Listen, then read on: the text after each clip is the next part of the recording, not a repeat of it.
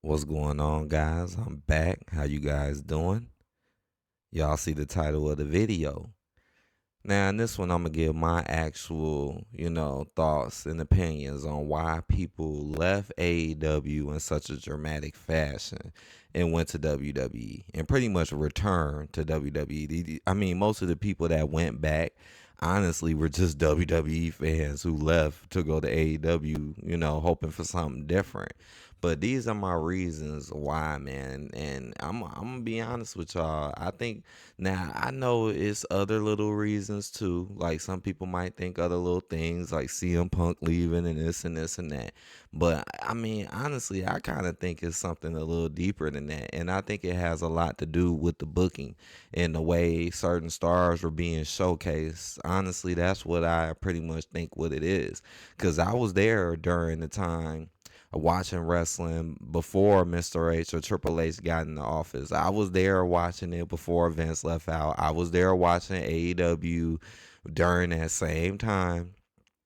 I've been watching WWE consistently, not missing any shows since late 2019. In AEW, I say it was 2020, maybe 2021 when I started watching that.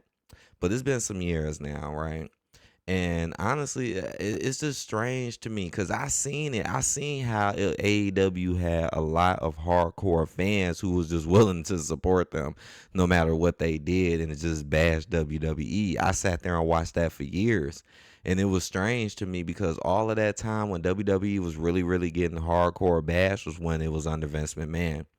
It was under Vince McMahon. And what was Vince McMahon doing, especially like before the time when he left? He was putting a lot of minority talents on. Like, let's be honest, Vince McMahon was putting a lot of minority talents on. And he was booking them much better than Triple H. And he was actually giving them titles and giving them opportunities.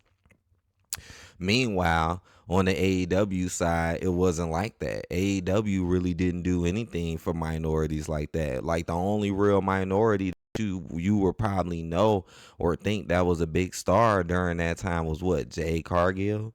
And she was just TBS champion. She wasn't even the big like women's champion. She was just TBS champion.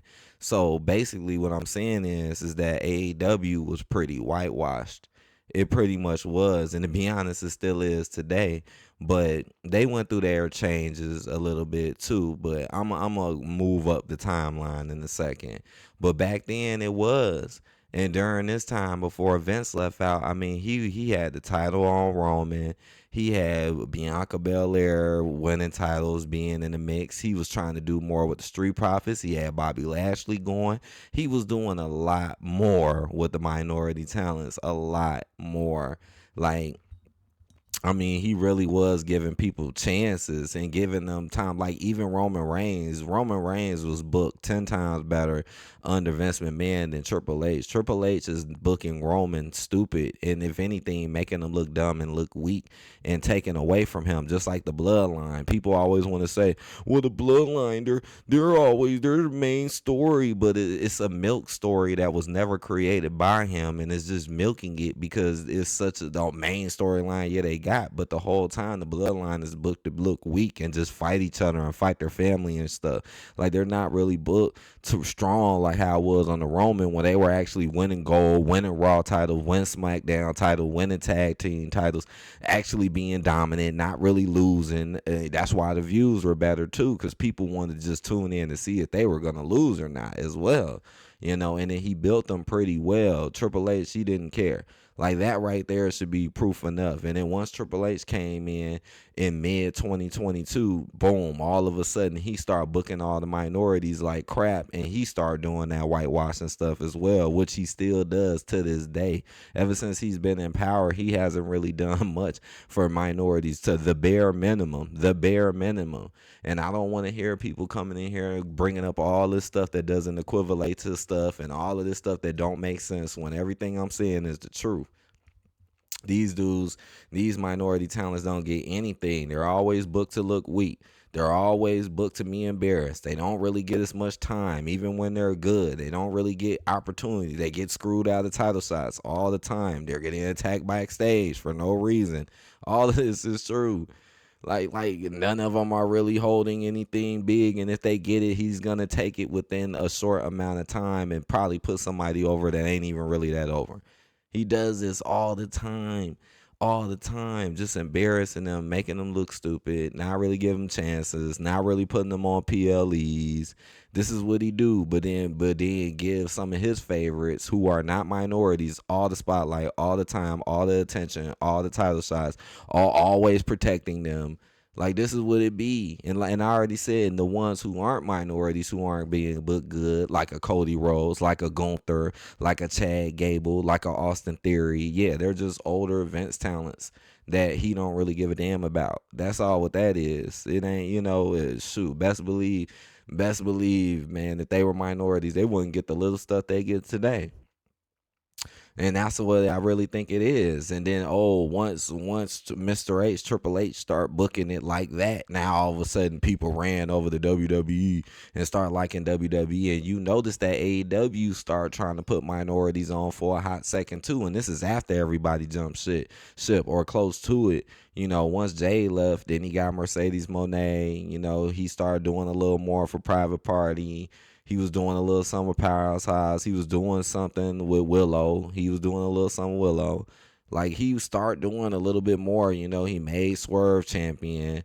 And then people, I guess, started just zoning out like, nah, we don't want to see this. We going over there to where WWE is. I don't want to see these minorities do well. I mean, it's true, man. Like a lot of these podcasters, and not all of them, it's some that's fair, but a lot of them, I'm going to say majority of them are extremely biased, and you could tell by the way they talk about stars. It's like if they are talking about minority talent and they're trying to actually say good things about them, you could tell it's like hella force and they don't really want to say it. But then they'll say like a certain white star who's really not that great and then push them to the moon, which is exactly what Triple H is doing, pushing certain white stars to the moon, and that ain't even really that good. Like Motor City Machine Guns, there's nothing literally charismatic or good about them or nothing. See, that's one thing I did like about Vince McMahon, and especially like back in the day with the tag teams and stuff. Like a lot of those tag teams was popping back in the day because they were different and they stood out, like a Edge and Christian, like the Hardy Boys, like the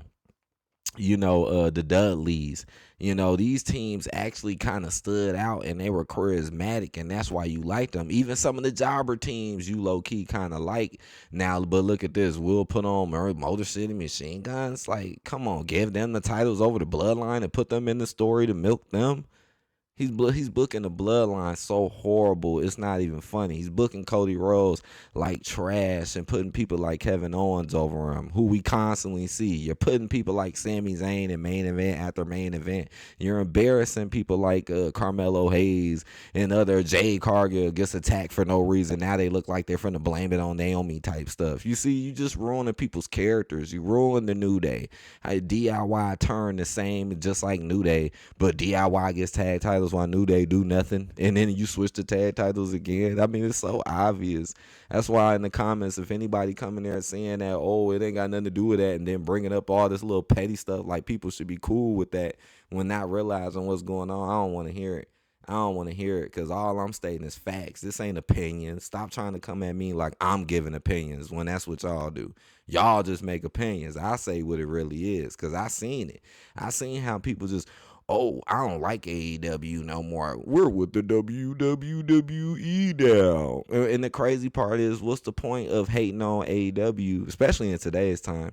What's the point of hating on AEW and liking WWE when they're pretty much the same thing? Because as you can see, AEW, they start putting them the minority talents down again. Now it's back to square one, where minorities don't really get nothing, don't get put on, and don't really do nothing important. All the top people are white. All the people that mainly get pushed are white. These are facts. So y'all can stop calling me racist and all that crap when y'all know what I'm saying is the truth. Ain't nobody making up nothing. I mean, I watch all the shows, right? I've been watching all the shows. I don't sit and watch highlights like how some of y'all do. I don't sit here and look at all their social medias and Instagrams on thirst mode like a lot of y'all do. I actually watch the product and the shows, and I look at the facts of what's going on, you know?